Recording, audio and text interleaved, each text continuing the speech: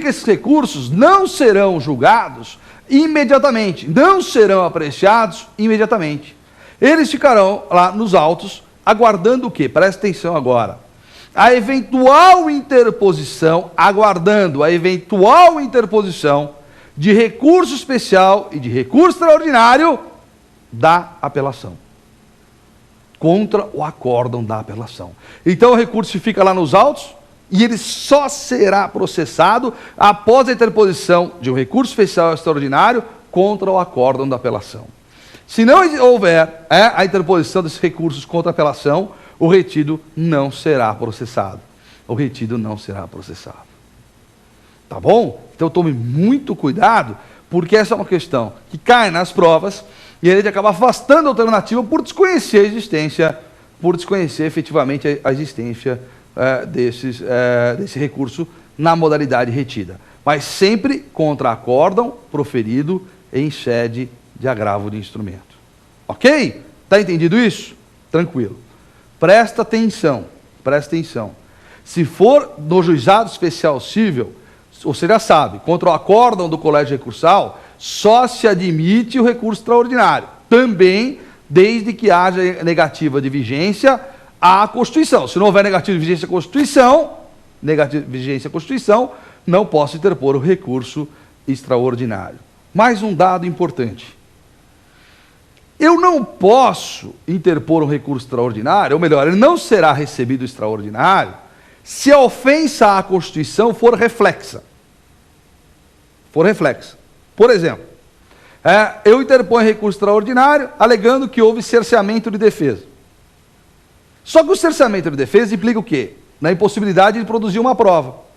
E essa prova está prevista no Código de Processo Civil? Está. Então houve negativo de vigência à lei federal e de forma reflexa à Constituição pelo princípio do contraditório da ampla defesa. Quando é reflexa, não se admite recurso extraordinário. Ok? Compreendeu esse ponto? É um ponto muito importante mesmo. Último, em um segundo. Tanto o STJ quanto o STF não apreciam matéria de fato. Não, eles não vão apreciar novamente matéria de fato, apenas matéria de direito.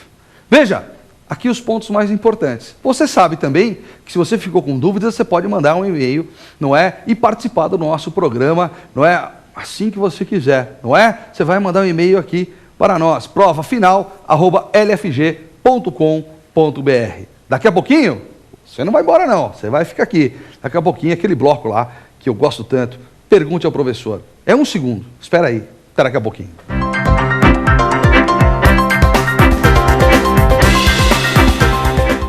Agora sim, vamos ao nosso segundo bloco. Vocês sabem que é o meu bloco preferido, não é? Pergunte ao professor. Mas antes disso, eu quero fazer um convite. Você que é advogado, você que está se preparando para concurso público, você que está se preparando para o exame de ordem, você que tem curiosidade acerca da área jurídica, não é? O meu convite é o seguinte: acesse o portal aqui do LFG, www.lfg.com.br, que você vai ter informações importantes, tá certo? É um apoio a você, é apenas um apoio. Acesse, você vai gostar bastante. Muito bem, agora vamos aqui responder as perguntas. Lembrando que a sua participação é sempre muito importante. Vamos lá, primeira pergunta.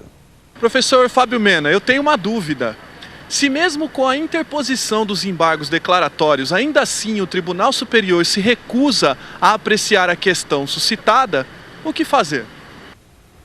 É uma excelente pergunta. Falamos agora há pouco, tratamos da questão do pré-questionamento.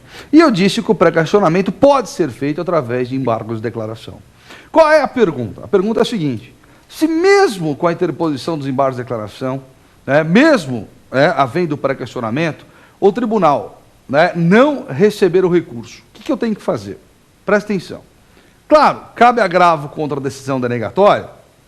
Cabe agravo contra a decisão denegatória. Só que tem o seguinte: eu não posso pré-questionar a matéria através desse agravo. O que eu vou discutir no agravo? A admissibilidade do recurso. Eu vou ter que dizer nesse agravo que a matéria já foi devidamente pré-questionada. É isso que eu vou ter que dizer no agravo.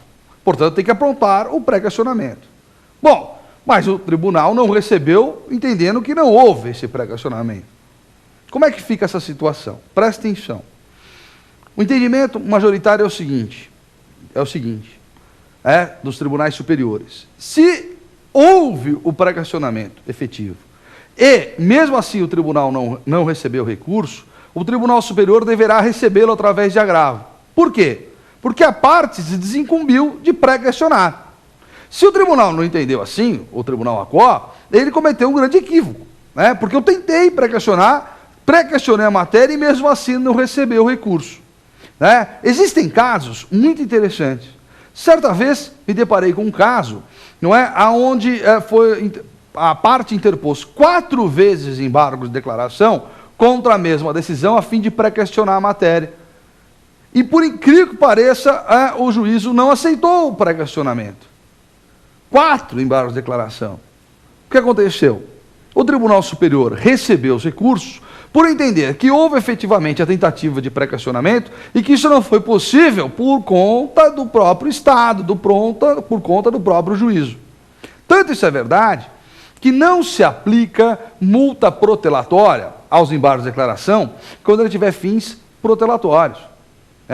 Protelatórios, quer dizer, aquela multa protelatória não é aplicada no caso de embargo de declaração se ele tiver como objetivo pré-questionamento. Então, você está lembrado dessa multa? É possível os embargos de declaração, a aplicação dela, se entender o juízo que esses embargos têm fins protelatórios. Ora, se eu interponho embargos para fins de pré-questionamento, não há que se falar efetivamente nesta multa. Por quê? O pré-questionamento é um pressuposto de admissibilidade que eu, recorrente, devo atender. Isto é, não é possível protelar o feito por conta de pré-questionamento. Ao contrário, eu quero pré-questionar para dar andamento a este processo. Portanto, o que se deve fazer? Deve-se interposto contra essa decisão agravo contra a decisão denegatória e convencer o Tribunal Superior de que houve o pré-questionamento, a tentativa pelo menos de pré-questionamento, que não foi aceito pelo Tribunal ACO. Mas, presta atenção, os nossos tribunais, não vêm admitindo pré-questionamento quando feito contra o acórdão. Isto é, se o advogado deixava pré-questionar apenas após o acórdão, o entendimento é de que isso não é possível e que esse pré-questionamento não é válido. Por quê? Porque ele deveria ter pré-questionado durante todo o processo e deixou para pré-questionar só no final. Isso passa a ser temerário, uma grande aventura dentro do processo. Então, na verdade, eu tenho que demonstrar o pré-questionamento durante o processo. Se eu deixar para questionar só no final, após o acórdão, esse recurso não será recebido. Salvo, é claro, se o próprio acórdão negou vigência à lei federal ou à Constituição. Salvo se ele mesmo negou vigência à lei federal ou à Constituição. Tá? Então, essa pergunta é muito boa, não é uma pergunta fácil, não é uma coisa que você responde assim de cara, precisa de um pouco de elaboração, mas tem sido exigido muito em todos os concursos e exame de ordem. Tá? Agora, então, vamos à segunda pergunta? Vamos lá. Professor, o que significa nas cortes superiores a expressão pré-questionamento de forma explícita e implícita? Esta é uma grande preocupação.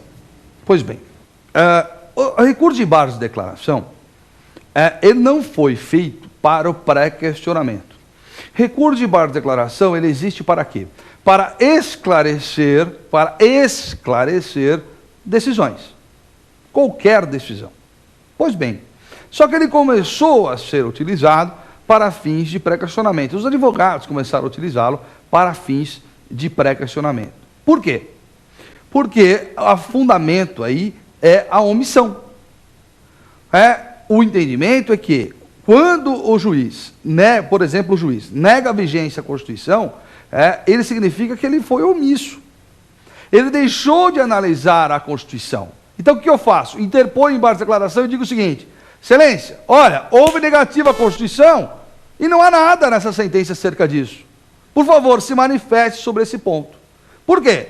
Porque pré-questionar não significa apenas alegar. Pré-questionar não significa apenas suscitar.